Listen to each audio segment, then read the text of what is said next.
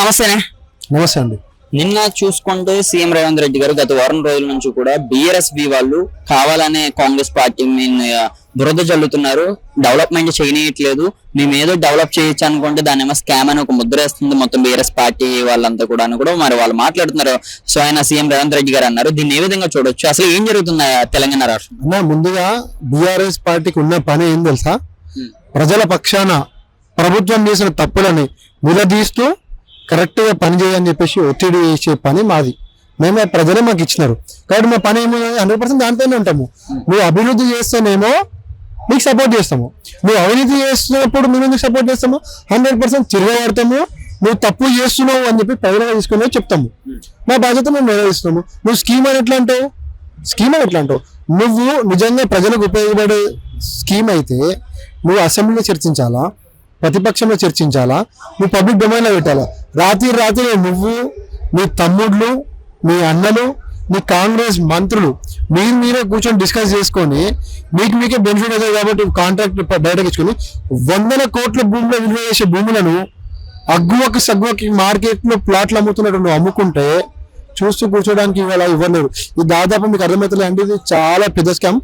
భారతదేశంలోనే అతిపెద్ద భూ స్కామ్ లాగా నిలబడుతుంది ఇప్పుడు రేవంత్ రెడ్డి గారి ఆధ్వర్యంలో. 5 లక్షల కోట్ల భూ స్కామ్ ఇది. ఈ 5 లక్షల కోట్ల డబ్బులు దండుకొని వాళ్ళ బినామీలకి, వాళ్ళకి ఫేవర్ ఉన్న కాంట్రాక్టర్లకి ఈ టెండర్లు ఇప్పిస్తూ నెక్స్ట్ వచ్చే ఎలక్షన్ల ఎమ్మెల్యేలని ఈ ఎలక్షన్ డబ్బులు ఖర్చు పెట్టాలనే ఈ ప్లాన్ అనమాట. ఇదంతా ఇది నిజంగా ప్రజలకు అభివృద్ధి చేయాలనే ఆలోచన అంతకన్నా అసలు రేవంత్ రెడ్డికి లేదు. ఫస్ట్ పరిపాలన చేతనైనా కాదు వాళ్ళకి. మరి 2 years లో కూడా చాలా డెవలప్మెంట్ చేసామని కూడా మరి రేవంత్ రెడ్డి గారు మాట్లాడుతున్నారు. ఈ 2 years లో కూడా ఏం చేయలేదని మీ అభిప్రాయం? ఈ 2 years లో కూడా రేవంత్ రెడ్డి గారు చేసినవి వాళ్ళు చెప్పుకున్నవి ఫ్రీ బస్ అంటున్నారు, ఇంకా సన్న బియ్యము, ఇంకా చీరలు, బతుకమ్మ చీరలు, ఇంద్రమ్మ చీరలుగా మార్చిచ్చారు. మరి ఇవన్నీ కూడా ఎవరెప్పుడన్నా రేవంత్ రెడ్డి అభివృద్ధి చేయాలని 2 సంవత్సరంలో రేవంత్ రెడ్డి చేసిన అభివృద్ధి ఏం తెలుసా? భూములన్నీ అమ్మేసుకొని ఆ డబ్బులను మొత్తం దాచిపెట్టుకుంటుండ్రు. ఈ 2 సంవత్సరాలు ఏం చేసిండు తెలుసా? 100 మంది ఆటో డ్రైవర్ల జీవితాలు రోడ్ల మీద చేసిండు. ఈ 2 సంవత్సరాలు రేవంత్ రెడ్డి ఏం చేసి తెలుసా? రైతుల జీవితాలని, అంటే ఫార్మింగ్ చేసుకునే రైతుల జీవితాలని ఆగం చేసిండు. ఈ 2 సంవత్సరాలు రేవంత్ రెడ్డి ఏం చేసిండు తెలుసా? అసలు తెలంగాణలో అభివృద్ధి అనే పదం లేకుండా అవినీతికి మరో రూపంగా మార్చిండు. ఈ 2 సంవత్సరాలు రేవంత్ రెడ్డి ఏం చేసినా సార్, వాళ్ళ తమ్ముళ్ళకి, వాళ్ళ అన్నలకి 100 కోట్ల కాంట్రాక్ట్లు ఇచ్చి డబ్బులు దండుకునే పనులే చేసిండు.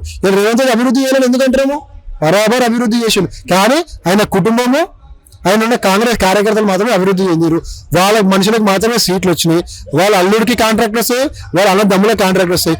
అవును, 2 సంవత్సరాలు చాలా పెద్ద అభివృద్ధి ఏం చేసిన అంటే హైడ్రా అనే ఒక కాన్సెప్ట్ హైదరాబాద్ నగరానికి తీసుకొచ్చి పేదవాళ్ళ ఇంటిని గులబట్టి పెద్దవాళ్ళ ఇంటికి ఈయన క్యాపాలో నిలబడుతుంది కదా, చాలా అభివృద్ధి చేసారు. నిజంగా రేవంత్ రెడ్డి గారు మీ అభివృద్ధి 2 సంవత్సరాల ప్రజలు చూసారు కాబట్టి రాబోయే రోజులలో మీ అభివృద్ధికి 100% గుణపాఠం ప్రజలే చెప్తారు.